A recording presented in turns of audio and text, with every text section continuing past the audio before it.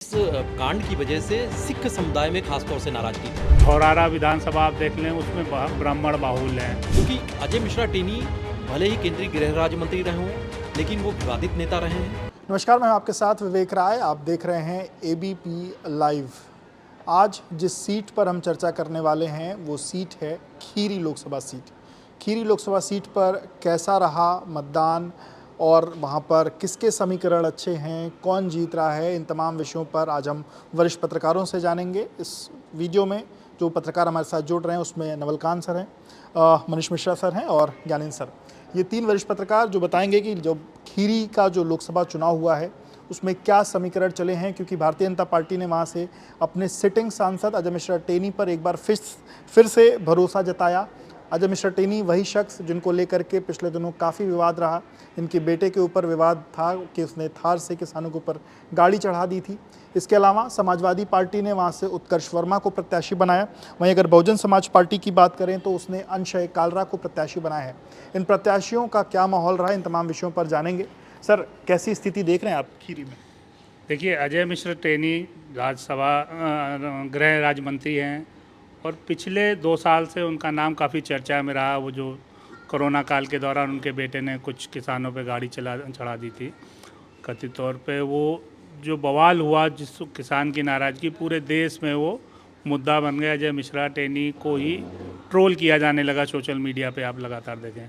उसके बावजूद भाजपा ने उन पे अपना भरोसा जताया। भाजपा इतना विश्वास क्यों करती है सर अजय मिश्रा टेनी पर? देखिए, जैसे ही आपने खीरी शब्द दिया तो मेरे दिमाग में वो टेनी आए, उसके बाद वो थारी आई। लेकिन आप ये सोचिए ना कि आखिर क्यों बीजेपी के लिए एक बड़ा मुद्दा मतलब केवल वो स्थानीय मुद्दा नहीं है, देश में कभी बात होती है तो वो कार चढ़ाने वाला इशू उठाया जाता है। उसके बावजूद टेनी को टिकट दिया। इसको आप ऐसे समझिए कि ये घटना 21 की थी, 22 में चुनाव होता है विधानसभा का, और उस इलाके में बीजेपी जीत के आती है। ये टेनी की जो पॉलिटिकल ताकत है उसको बताता है, और ये बताता है कि वो मुद्दा देश के लिए मुद्दा होगा, लेकिन उस इलाके के लिए बहुत बड़ा मुद्दा नहीं है। अगर है तो बहुत सीमित लोगों के बीच क्या में। किसानों की जो हत्या हुई वो क्या मुद्दा लखीमपुर खीरी का मुद्दा नहीं है? और अजय मिश्रा टेनी के ऊपर जो आरोप लगते हैं, आप उस पर क्या कहेंगे? देखिए, अगर किसानों की बात करेंगे, किसानों की नाराज़गी, और ख़ासतौर से जब ये प्रकरण हुआ था तो इस कांड की वजह से सिख समुदाय में ख़ास तौर से नाराज़गी थी। और ये वो एक तराई का इलाका है, नेपाल से सटा हुआ लखीमपुर खीरी का, जहाँ पर सिख वोटर्स भी बहुतायत में हैं, बड़ी तादाद में हैं और असर भी डालते रहे हैं। लेकिन जैसा अभी नवल जी ने कहा कि 2022 के जो विधानसभा चुनाव हुए थे उसमें कोई असर वैसा होता दिखाई नहीं दिया। और 2022 का ये जो इलाका है, ये क्षेत्र ही बीजेपी का बड़ा गढ़ रहा है। 2017 के विधानसभा चुनाव हो या 2022, बीजेपी ने इन दोनों ही चुनाव में क्लीन स्वीप किया है विधानसभा में। अजय मिश्रा टेनी फिर से चुनावी मैदान में है, तो अब मुकाबले के लिए बीएसपी ने इसीलिए वही नाराज़गी, जो किसानों की नाराज़गी या सिख समुदाय की नाराज़गी रही है, क्योंकि उसमें मरने वालों में सिख किसान भी कई शामिल थे, तो वो उसके लिए ही, उसे भुनाने के लिए ही अंशय काल्ला को चुनावी मैदान में उतारा है, जिन्हें पहले गाजियाबाद से टिकट दिया जा रहा था, लेकिन फिर ऐन मौके पर बदल के उनको लखीमपुर भेजा गया। अंशय कालरा का सर क्या अस्तित्व वहाँ पर लखीमपुर खीरी में, क्या इम्पैक्ट डाल? देखिए, बसपा ने जो कैंडिडेट चुना है वो कोई स्थानीय कैंडिडेट नहीं है। गाज़ियाबाद का, जैसे विज्ञानी जी बता रहे थे, वो गाज़ियाबाद का रहने वाले। पहला उनका टिकट गाज़ियाबाद से हो रहा था, लास्ट मोमेंट में उनको गाज़ियाबाद से लखीमपुर खीरी भेज दिया जाता है। कारण उसका वही था कि जो किसान, जो सिख किसान, उनकी नाराज़गी है उसको शायद बसपा कैश कराना चाह रही थी। अंशय काला सिख बिरादरी से आते हैं, इसलिए उनको कैंडिडेट बनाया कि शायद हमको सिख समुदाय का वोट हमारे साथ आ जाएगा, बाकी दलित वोट उनके साथ रहता ही है। तो क्या इसका कोई असर पड़ा इस चुनाव में? अब ये तो अभी कहना मुश्किल है, क्योंकि वहाँ के जो समीकरण हैं, कुर्मी बाहुल्य क्षेत्र है। सदर की विधानसभा आप देख लें तो कुर्मी 600-700 गांव वहाँ पे हैं, तो वो कुर्मी बाहुल्य हैं। धौरारा विधानसभा आप देख लें, उसमें ब्राह्मण बाहुल्य हैं। सबसे बड़ी बात अगर आप देखें, जैसा वो कह रहे थे कि भाजपा का गढ़ रहा है, 5 विधानसभा आती हैं खीरी लोकसभा में, उसमें से 3 विधानसभा के विधायक, भाजपा के विधायक, वो इस बार टेनी से नाराज़ दिखे। कहीं उन्होंने प्रचार नहीं किया। मुख्यमंत्री की जो गोला में जनसभा हुई उसमें भी वो बिखरे बिखरे दिखे। मुख्यमंत्री को उसमें फटकार लगानी पड़ी कि तुम लोगों ने कोई मेहनत नहीं की, कोई कोऑर्डिनेशन नहीं है। तो ये नाराज़गी स्पष्ट तौर पे दिखाई दी। उसमें पलिया विधायक हों, रोमी साहनी, गोला विधायक हो अमन गिरी, और चाहे तीसरे और अपने विधायक निगासन के विधायक शशांक वर्मा, तीनों ही विधायक से अजय मिश्र टेनी से नाराज़ थे। केवल 2 विधायक, श्रीनगर के विधायक मंजू त्यागी और सदर विधायक योगेश वर्मा, 2 विधायक इनके साथ थे, 3 विधायक नाराज़ थे। तो ये नाराज़गी कितनी भारी पड़ेगी ये वोटिंग के बाद, काउंटिंग अपनी ही पार्टी के विधायक नाराज, उसके बावजूद उनको टिकट कैसे दिखती है? देखिए निश्चित रूप से अजय मिश्रा टेनी का जो स्वभाव है वो मुझको लगता है उसकी वजह वो बहुत तवज्जो नहीं देते दूसरों को। यही विधायकों की नाराज़गी की बड़ी एरोगेंस कहना चाहते हैं? इसको एरोगेंसी मान लीजिए या लोगों से ना घुलने मिलने की प्रवृत्ति मान लीजिए, जो भी मान लीजिए।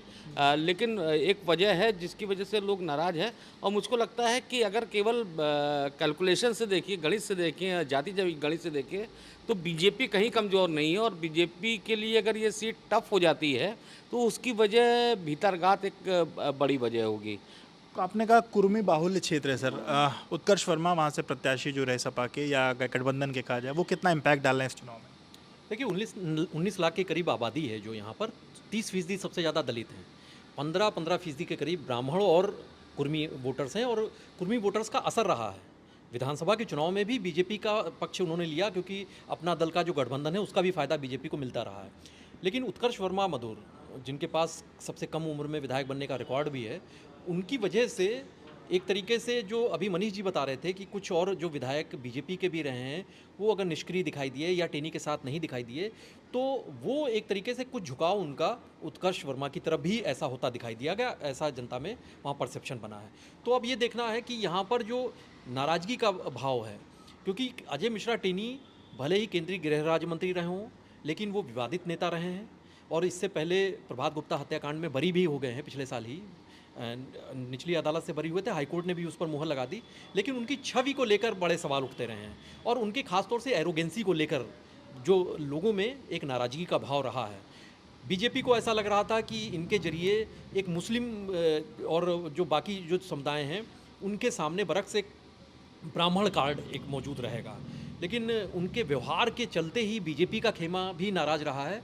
तो ये एक मतदान पर इसका असर जरूर दिखाई देगा, क्योंकि कई उनके जो बीजेपी के समर्थक रहे हैं वो इस चुनाव में एक तरीके से निष्क्रिय भूमिका में नजर आए थे।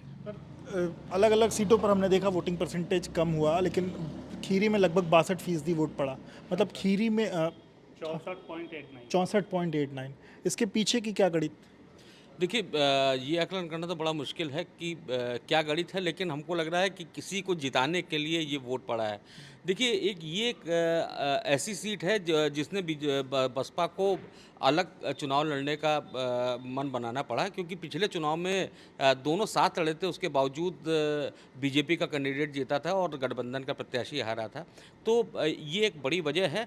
लेकिन सपा के लेवल में मुझको लग रहा है कि उत्कर्ष वर्मा जिनको टिकट दिया है, रवि वर्मा नहीं लड़ रहे हैं, तो रवि वर्मा उनका परिवार, उनका कुनबा कितना सपोर्ट करेगा समाजवादी पार्टी को, ये भी एक बड़ा सवाल है। और हाँ सर, एंटी इनकम्बेंसी जैसा कोई चीज़ एग्जिस्ट करती है, आप देखते हैं एंटी इनकम्बेंसी? नहीं, मेरे को तो नहीं लगता। केवल उनका जो एरोगेंसी, जैसा विज्ञानंद जी बता रहे थे कि जो टेनी की अपनी एरोगेंसी है, विधायक आपके नाराज हैं, आपका अपना मैनेजर वो कुर्मी बिरादरी से आते हैं, दिलीप बना रहे हैं, इवन वो तक पीठ पीछे कहीं ना कहीं वो मतलब टेनी के खिलाफ बात करते नज़र आए, जो वोटरों की जो वहाँ पे कहा। तो एंटी इनकम्बेंसी तो नहीं कहेंगे, इनका अपना एक वो जो पॉलिटिकल इनका जो बैकग्राउंड हम उसको कहें या इसकी पकड़ कहें, ज़मीनी पकड़ टेनी की। 2012 में वो विधायक चुने गए, 2 साल बाद उनको 2014 में लोकसभा का टिकट मिल गया, 1,10,000 से वो जीतते हैं, अरविंद गिरी बीएसपी वाले कैंडिडेट को हराते हैं और वो लोकसभा का मतलब वो सदस्य चुने जाते हैं। अगले चुनाव में 2019 में बीजेपी उन पर फिर दांव खेलती है, वो दुगने वोट से, पहले 1,10,000 से जीतते थे, दूसरी बार 2,18,000 से जीतते हैं। इस बार नाराज़गी तमाम है, लेकिन मेरे को लगता है कि वो अपनी जो उनकी जो खेमेबाजी है या अपना उनका जो एक रणनीति है वोटरों को साधने की, और जो पोलिंग जिस हिसाब से वहाँ पे हुई है 64.89%, ठीक ठाक पोलिंग है प्रदेश में। हमें लगता है सबसे ज़्यादा पोलिंग जहाँ पे हुई है उनमें से खीरी एक लोकसभा क्षेत्र है। तो इसका फ़ायदा निश्चित रूप से हमको लगता है कि टेनी के पक्ष में जाएगा। आप सर कैसे देखते हैं जो 3 विधायक सिटिंग विधायक वहाँ की नाराज़गी, क्या उसका कोई नुकसान अजय मिश्रा टेनी को उठाना पड़ेगा इस चुनाव में? क्योंकि ये अलग अलग जगहों से इस बात की खबर आई कि तीनों विधायक लगातार अंदर खाने कोशिश कर रहे हैं कि वो हार जाएं चुनाव, या उनके जो लोग हैं वो अलग होकर वोटिंग करें। देखिए, ये चुनाव में नाराज़गी के भाव तो रहते ही हैं, लेकिन जैसे अभी मनीष जी ने कहा कि अजय मिश्रा टेनी का जो प्रभाव है, पकड़ है, और ख़ास तौर से जो इलेक्शन मैनेजमेंट है, वो बड़ा मजबूत रहा है।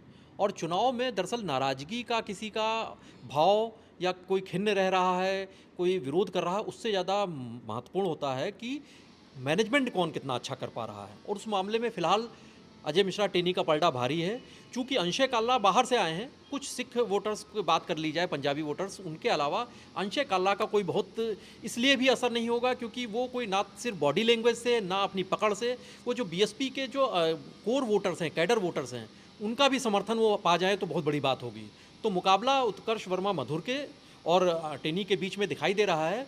बूथ मैनेजमेंट की जो जनता, जो वोटर्स हैं, उनके मैनेजमेंट की बात कही जाए, उनके प्रबंधन की बात कही जाए, तो उसमें अजय मिश्रा टेनी का पलड़ा भारी है। आपके हिसाब से वोट अजय मिश्रा टेनी के पक्ष में ज़्यादा पड़ा? बिल्कुल, क्योंकि उनका लगातार मैनेजमेंट तो बेहतर रहा ही है और इसी वजह से उनका चुनाव दर चुनाव उनका जो वोटिंग प्रतिशत रहा है, मार्जिन जीतने का रहा है, वो बढ़ता रहा है।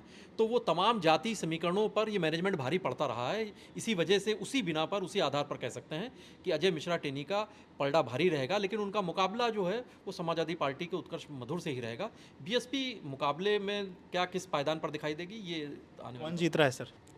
नहीं, जैसा अभी बताया ना कि जो उनका मैनेजमेंट है, टाइम मैनेजमेंट, चुनाव management, vote management, polling management, उन सब में टेनी ने पार्टी से ज़्यादा अपनी टीम पे भरोसा किया है।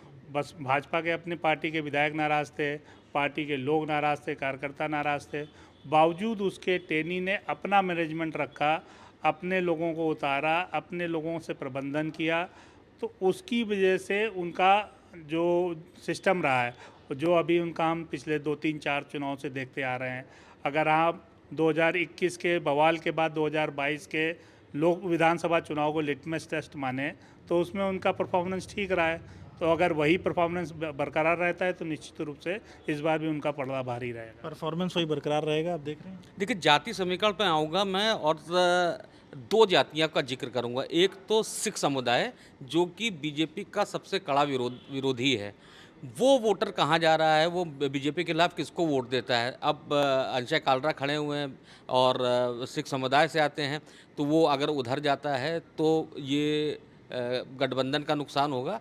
दूसरी तरफ एक दलित वोटर है जो बीएसपी का कैडर वोटर था और उसने पिछली बार बीजेपी को वोट दिया था। तो वो वोट बीएसपी में जाता है कि बीजेपी में बना रहता है, ये भी एक बड़ा सवाल है और देश की उत्तर प्रदेश की राजनीति के लिए बड़ा सवाल है। लेकिन कुल मिला के जैसा कि दोनों साथी भी कह रहे हैं, टेनी सबसे ज़्यादा मजबूत दिख रहा है।